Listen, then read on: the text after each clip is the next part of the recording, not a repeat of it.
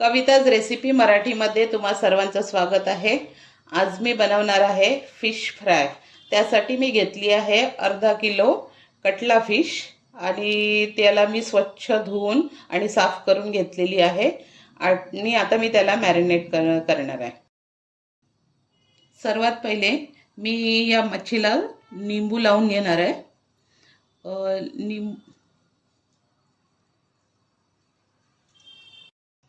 याला मी छान निंबू लावून घेतलेला आहे। आता आपण त्याच्या मॅरिनेशनसाठी मसाला तयार करूया। त्यासाठी मी घेत आहे 2 चम्मच लसूण अद्रकची पेस्ट आणि आपले बेसिक मसाले। त्याच्यामध्ये आहे हळद, तिखट, 1 चम्मच धना पावडर आणि मीठ।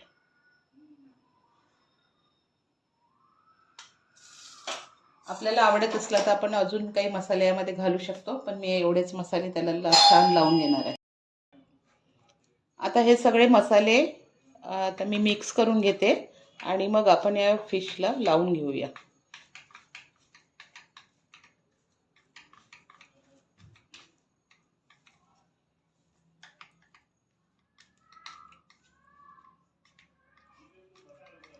छान सगळ्या फिशला लागेल असं सर्वांना लावून घेऊया।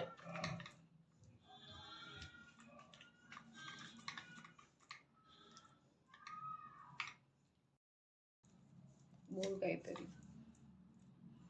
हा मसाला सगळ्या फिशला आपण छानपैकी लावून घेऊया आणि मॅरिनेशनसाठी ठेवूया थोडा वेळ। आता या फिशला छान मसाला लावून घेतलेला आहे आणि आता याला मॅरिनेशनसाठी अर्धा तास आपण ठेवून देऊया। आपली फिश आता मॅरिनेट झालेली आहे। त्याला कोटिंग करायसाठी मी इथे घेतलेले आहेत थोडे मसाले। त्याच्यामध्ये मी घेतलेलं आहे इथे तांदळाचं पीठ, त्याच्यामध्ये तिखट मीठ ऑलरेडी मिक्स करून आहे, मी असं ठेवते करून घरी। आणि हे आहे 2 चम्मच रवा, हे फिश फ्राय मसाला, थोडंसं तिखट आणि मीठ म्हणजे रव्याला टेस्ट यासाठी घेतलेली आहे। आता मी हे सगळं मिक्स करून घेणार आहे आणि आता या फिशला कोट करून आपण फ्राय करून घेऊया। फिश फ्राय करायसाठी मी गॅसवरती ठेवलेला आहे तवा गरम करायला आणि आता त्याच्यामध्ये मी टाकून घेणार आहे 2 चम्मच तेल।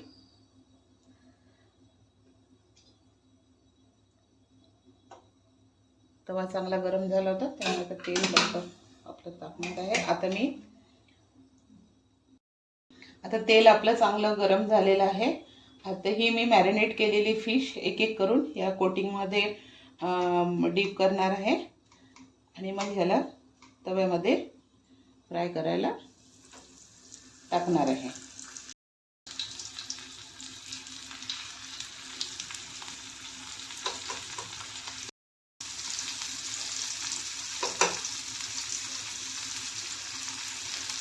लगेच तर त्याला पलटवायचं नाही, थोडंसं त्याला चांगली फ्राय होऊ द्यायची आणि मग नंतर आपण त्याला पलटवून घेऊया।